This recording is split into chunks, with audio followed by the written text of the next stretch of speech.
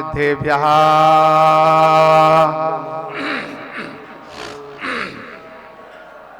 ओम नमः सिद्धेभ्यः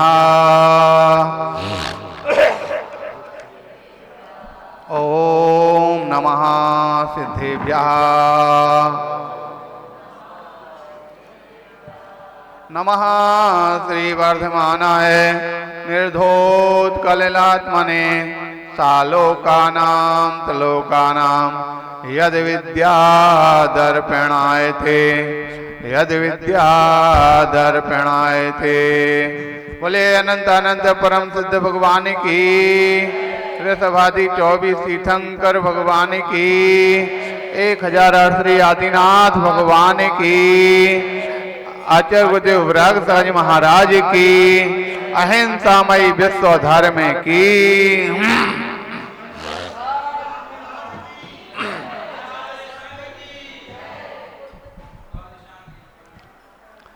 प्यारे बंधो,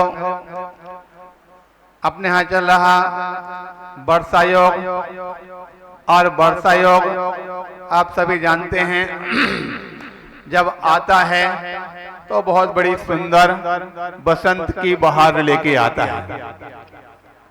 चारों ओर हरियाली का वातावरण, चारों ओर वर्षा की रिमझिम मन को मोहित करने वाली होती है। तो उस वर्षा योग के अवसर पर अनेक प्रकार के पर्व उस वर्षा योग के बीच में आते हैं। वर्षा योग का प्रारंभ भी पर्वों से ही होता है।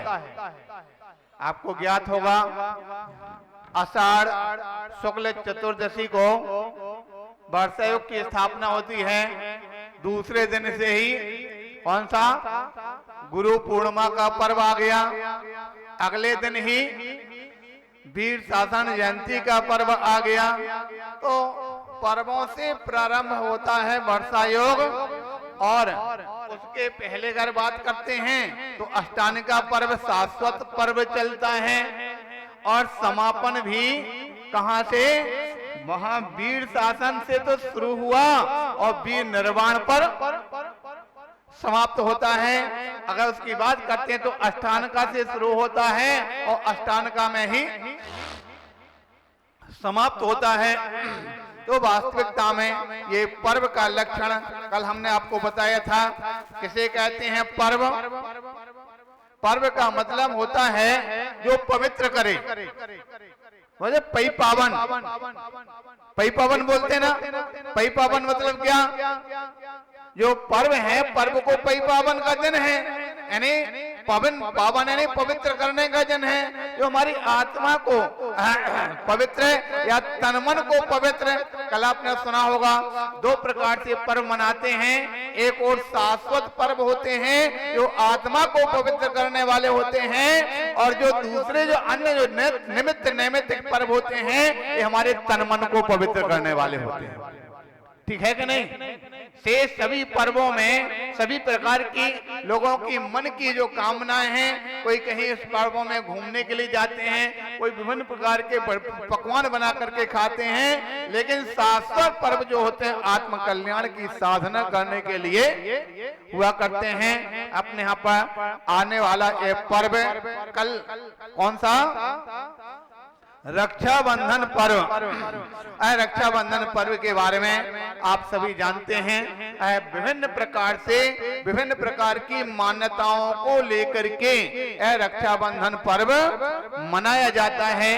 विभिन्न प्रकार की मान्यताओं के आधार पर सभी संप्रदायों के द्वारा, जिस प्रकार से हिंदू संप्रदाय में कोई दूसरी मान्यता है, जैन संप्रदाय में कोई दूसरी मान्यता है।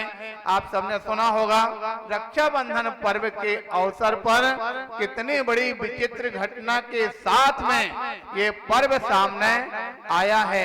इस पर्व को कभी कभी यही सोच करके लगते हैं इस पर्व को लोग कौन सा खुशियों का पर्व मनाते हैं। ठीक है कि नहीं? तो खुशी का पर्व है कि दुख का? हैं?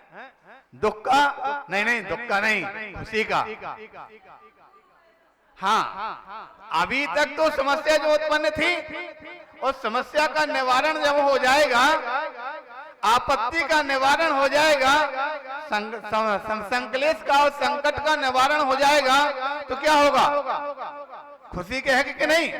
तो वास्तविकता में ये पर्व तो खुशी का ही पर्व है। खुशी के पर्व पर सभी लोग प्रसन्न होकर के आपस में एक दूसरे के साथ भाईचारा निभाते हैं, गले मिल करके अथवा रक्षा सूत्र बांध करके आपस में एक दूसरे के साथ मनाते हैं। लेकिन उसके पहले बस बात यही विशेषता है कि रक्षाबंधन का पर्व जो वात्सल्य का पर्व है, और वात्सल्य अपने आप में क्या है? सम्यक दर्शन का एक गुण है। सम्यक दर्शन का जो विशेष गुण है वात्सल्य है। और सम्यक दर्शन तो आप सभी जानते हैं, जो वात्सल्य गुण जिसके अंदर में सम्यक दर्शन होगा, सम्यक दृष्टि ही विशेष वात्सल्य गुण का फल प्राप्त कर सकते हैं, लाभ प्राप्त कर सकते हैं। यद्यपि वात्सल्य तो जगह जगह मिल जाएगा, ऐसा भी नहीं है कि वात्सल्य खाली मनुष्य ही दे सकते हैं, पशुओं के द्वारा भी वात्सल्य देखा जाता, पशुओं के द्वारा भी वात्सल्य गुण को देखा जाता है। कई बार देखते हैं कोई गाय है, गाय के स्तन से कोई हो सकता बकरे का बच्चा भी दूध पी लेता है, मनुष्य का बच्चा भी दूध पी लेता है, बकरी है, बकरी के लिए गाय का बछड़ा भी पी लेता है, मनुष्य का बच्चा भी पी लेता है। क्या उसका वात्सल्य नहीं कहा जाएगा? और वात्सल्य अंग में कौन प्रसिद्ध हुआ? वात्सल्य अंग में नहीं, हाँ, सामान्य लोक व्यवहार में गाय बछड़े के लिए उदाहरण दिया जाता है, ठीक है ना? वह कहते गौ धर्मी सो गौ बच्छ प्रीत सम कर जिन धर्म दिपावे। अर्थात साधर्मी जनों के प्रति हमारे अंदर में इस प्रकार का वात्सल्य भाव हो जिस प्रकार से गाय का बछड़े के प्रति है। अब हमारे लिए सोच करके बड़ा आश्चर्य लगा कि वात्सल्य जैसे गुण में, स्नेह और प्रेम जैसे गुण में बताओ कोई मनुष्य नहीं मिला। इतने उत्कृष्ट राजा महाराजा, इतने बड़े बड़े सेठ लोग हुए, 4 वर्ण के लोग हुए। 4 वर्ण जानते हैं कौन कौन से हैं? ब्राह्मण, क्षत्रिय, वैश्य और शूद्र। एक कहाँ होते हैं 4 वर्ण?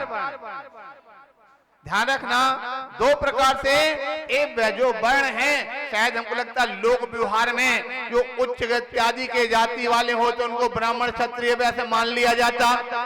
लेकिन हमारा जो सोचना है ये ब्राह्मण क्षत्रिय वैश्य शूद्र, ये सारे दुनिया वालों ने इस प्रकार से बना रखे हैं। ये लोगों को थोड़ा सा यानी संस्कारित करने के लिए, लोगों को बुरे कामों से बचने के लिए इस प्रकार से बना रखे हैं। अगर हकीकत में देखा जावे तो ये चारों वर्ण कहीं बाहर नहीं, प्रत्येक व्यक्ति के अंदर में समाये हैं। आपने सुना होगा तत्वार्थ सूत्र के अंदर भी 2 प्रकार के मनुष्य बताए हैं। कौन से? आर्य मिलेच्छाश्च।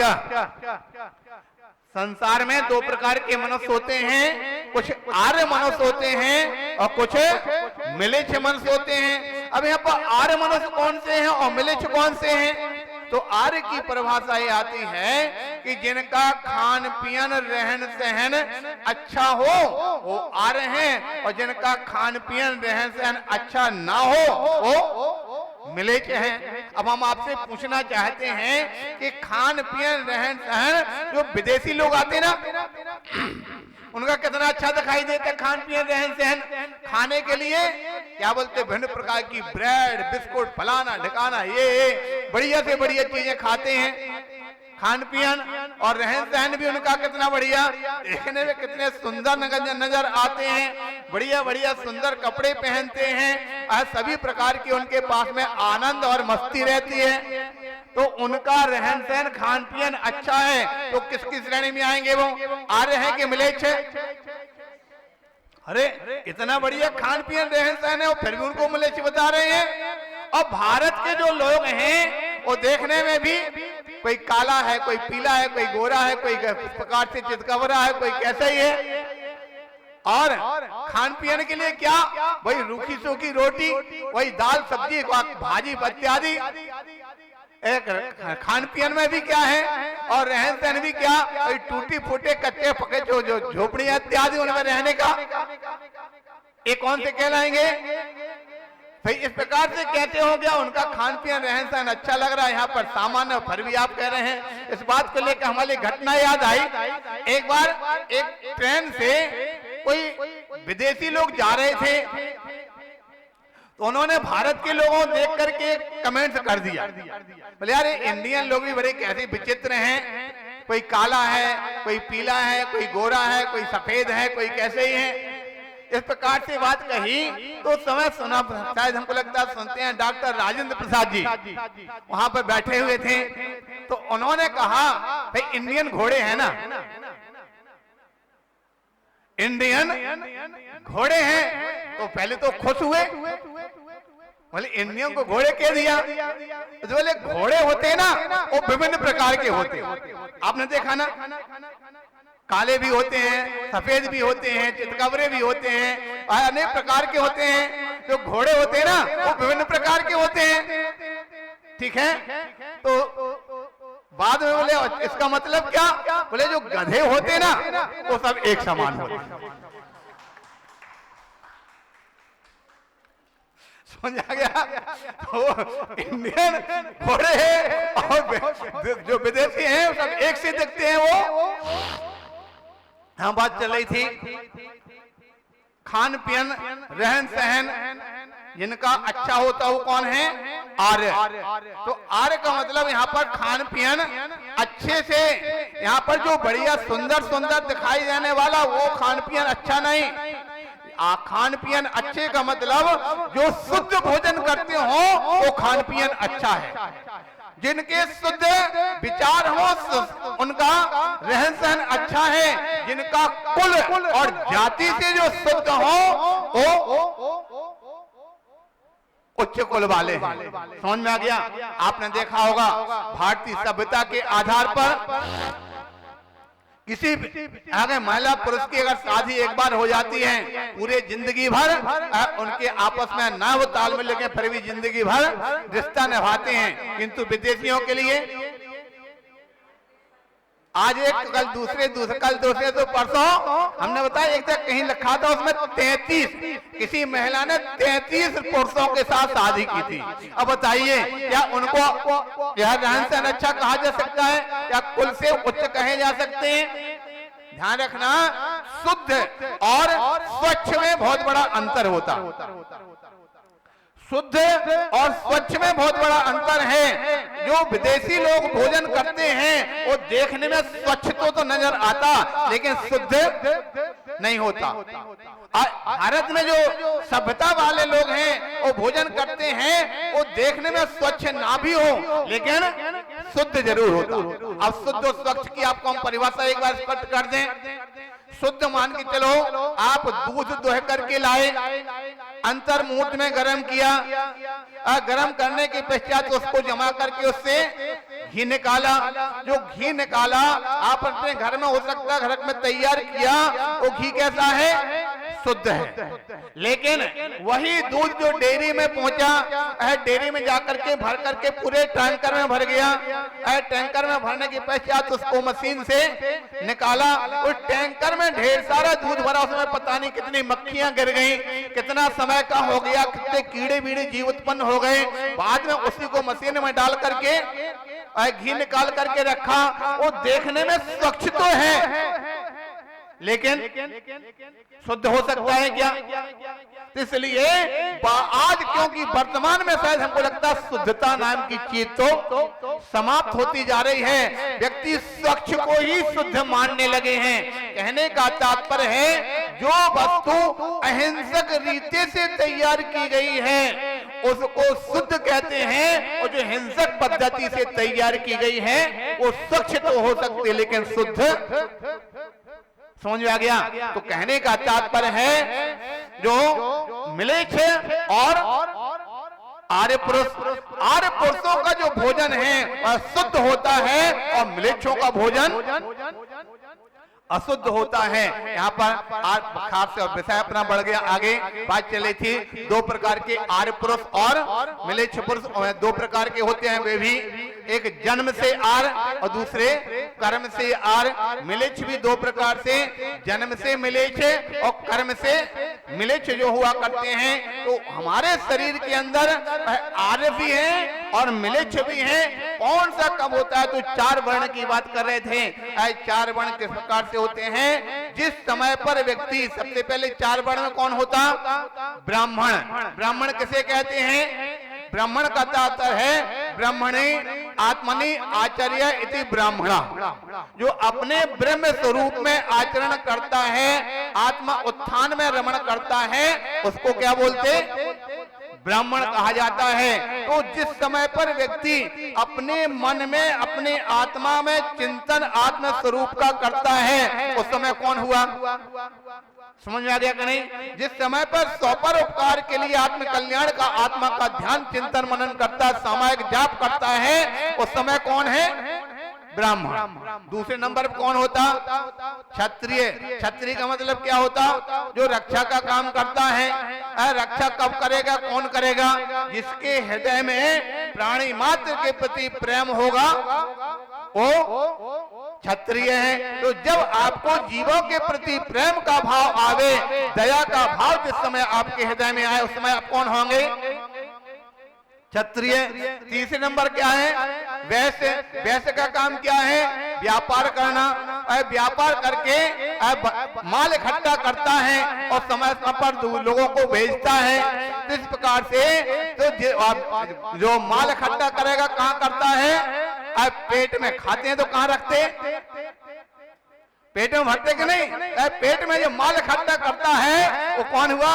जब खाने में व्यक्ति का मन जा रहा हो उस समय पर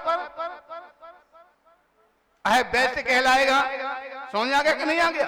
भाई व्यापार करता है, गोदाम भरता है, माल इकट्ठा करता है, वो वैश्य हो गया। तीन तो वर्ण, ये नाभि तक के अंग अपने श्रेष्ठ माने गए।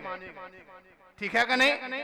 तीन अंग को ब्राह्मण, क्षत्रिय, वैश्य, तीन जब तक अंग हमारे श्रेष्ठ माने गए, उच्च माने गए, किंतु इसके बाद नीचे के अंगों में जब व्यक्ति रमण करता है उस समय पर वो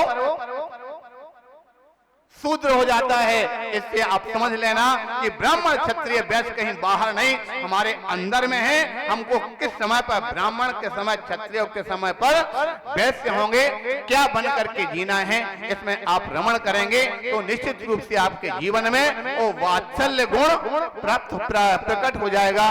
कहा गया धर्मी सो गौ बच्च प्रीति सम। जिस प्रकार से गाय का बछड़े के प्रति निस्वार्थ है और किसी उपकार प्रति उपकार की भावना से रहित जो प्रेम होता है उसे क्या बोलते? वात्सल्य कहा जाता। अपना यह वात्सल्य का पर्व निस्वार्थ भाव से, प्राणी मात्र के प्रति कल्याण की भावना से, धर्मी के प्रति हमारा स्नेह भाव की भावना से जो हम उस प्रकार से धारण करते हैं तो हमारे जीवन में ये रक्षाबंधन पर्व मनाना सार्थक हो जाता है। इस प्रकार की भावना को ध्यान रखें। आगे आप सबको विधान करना है, समय अधिक हो रहा। विधान के बाद आपने देखा 700 मुनि राजों के जो